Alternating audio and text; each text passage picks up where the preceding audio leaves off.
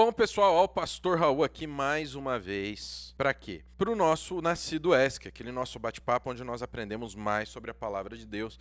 Estamos nos últimos programas, onde nós vamos falar sobre o pré-milenismo. Nós estamos vendo o pré-milenismo dispensacionalista ou pré-milenismo moderno. Como vocês sabem, eu preparei um estudo para a gente dar uma olhada nisso, né? Então vamos já direto para o nosso estudo, vamos para a tela. Olha só.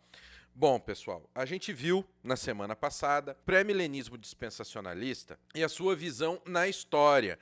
Basicamente, é uma explicação mais pormenorizada, foi, do dispensacionalismo, né? O pré-milenismo moderno, né?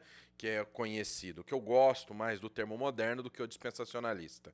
Tá? Eu acho o termo dispensacionalista muito técnico para isso, né?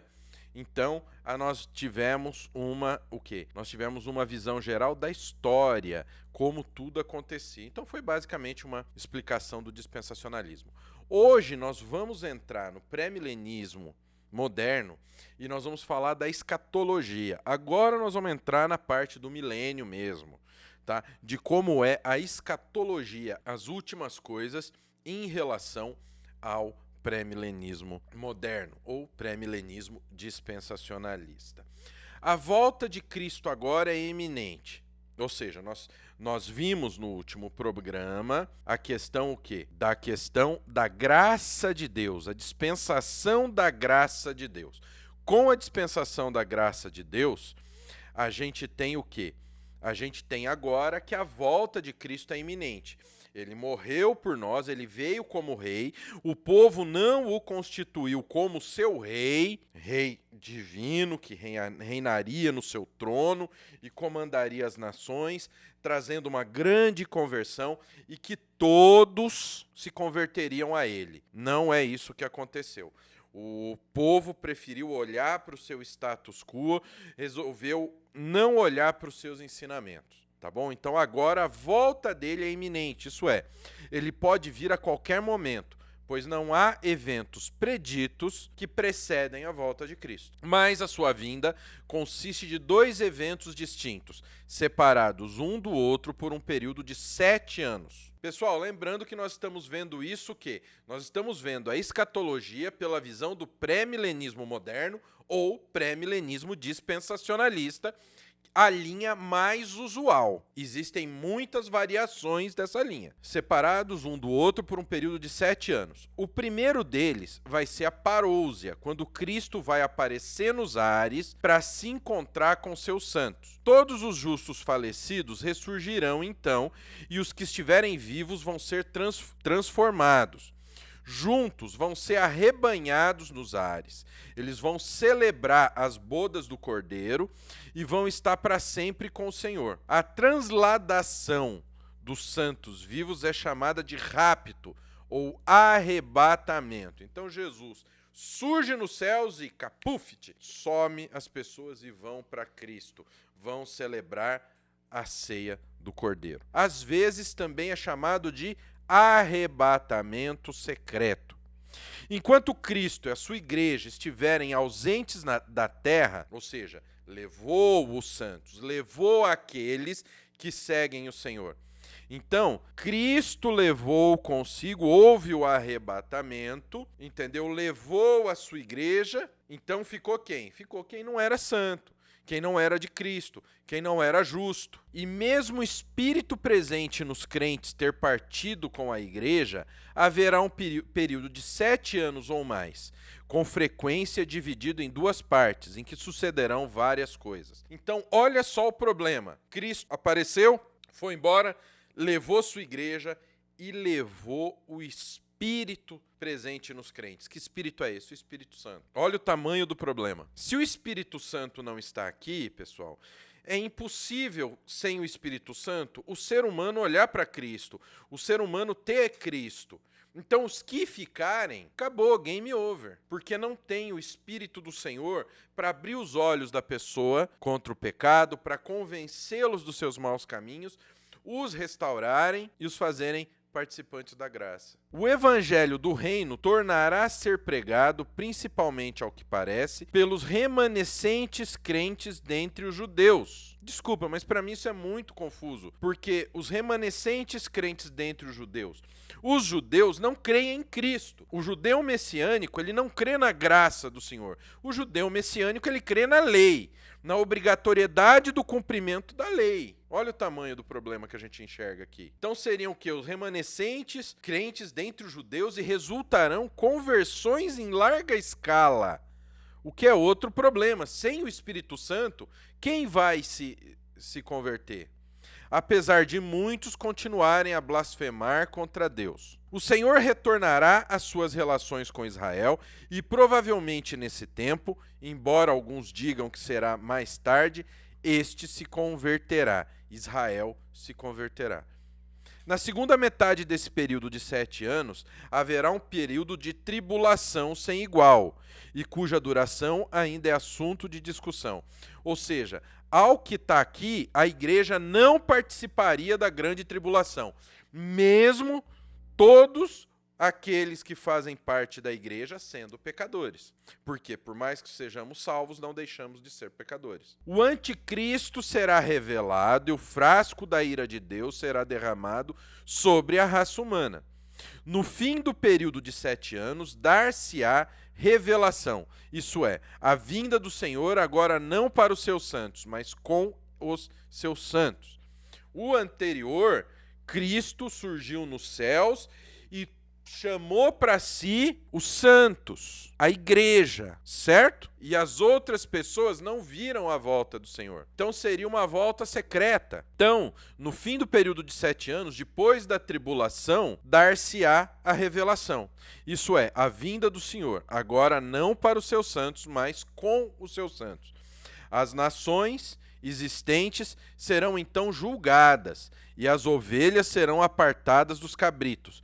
Os santos, que morreram durante a grande tribulação, serão ressuscitados. O anticristo será destruído e Satanás será preso por 1000 anos. Tá? Quando vier o Filho do Homem na sua majestade, todos os anjos com ele, então se assentará no trono da sua glória. Será estabelecido então o reino milenar, um reino concretamente visível, terrestre e material, reino dos judeus.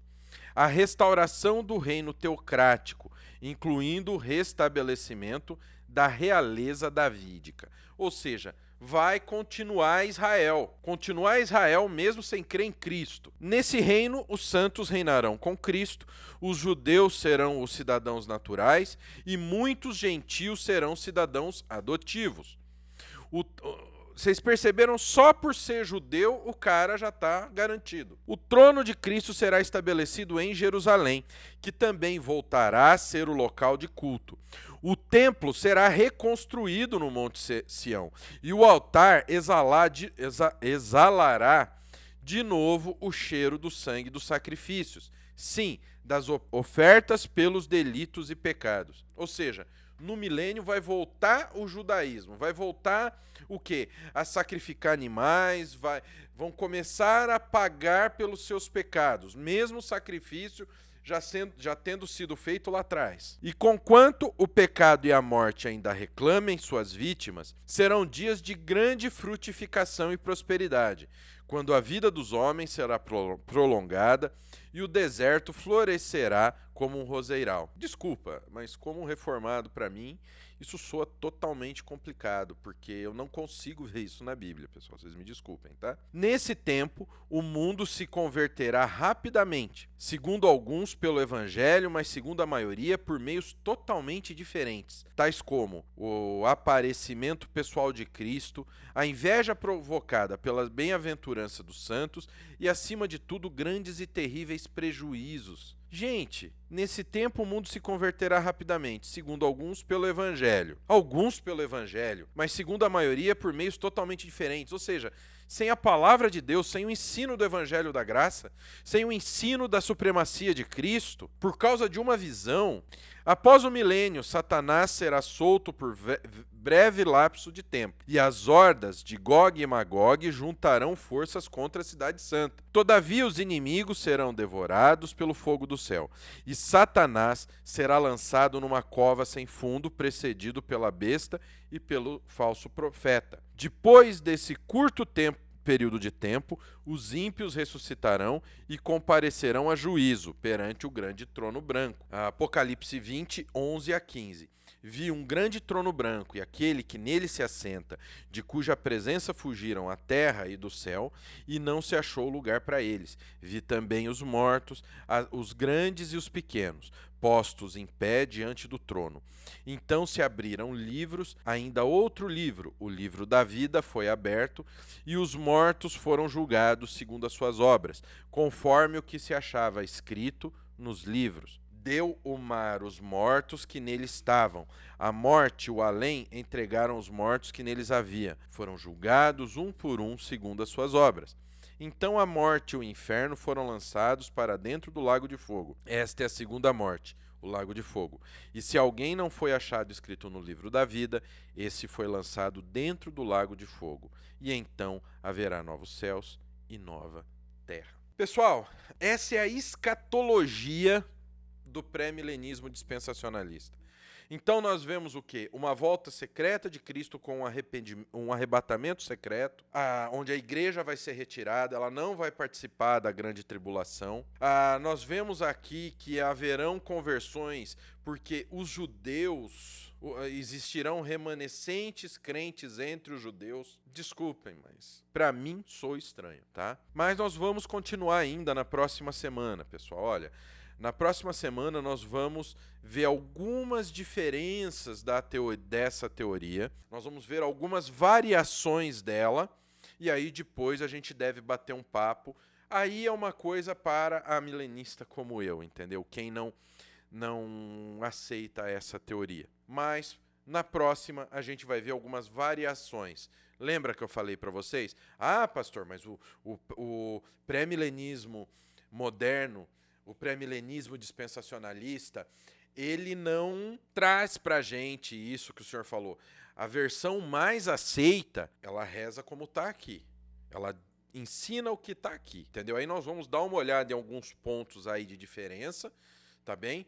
E aí nós vamos para a conclusão, e vai ser a conclusão dessa nossa série sobre o milênio, tá bem? Então, pessoal, não se esqueçam, curso de estudo bíblico exaustivo, link está aqui na descrição. Quer aprender a usar a Bíblia de estudo, onde usar a Bíblia de estudo, onde usar o comentário, onde usar manual bíblico, a questão das anotações, como anotar, onde anotar. É um sistema onde nós vamos ensinar você a estudar, e aí você vai ter as perguntas ali, que você vai fazer sempre para o texto, e o que você vai anotar. Isso mesmo, tá bem? Então, aprenda a fazer um estudo bíblico profundo, até para você se aprofundar nesse assunto, para você se aprofundar, entre outros assuntos, outras matérias da teologia, na escatologia. Amém? Que Deus abençoe muito sua vida. Amo muito a vida de cada um de vocês que assiste a gente. Link do estudo bíblico exaustivo está aqui embaixo. Clica e seja bem-vindo. Deus abençoe demais a vida de vocês.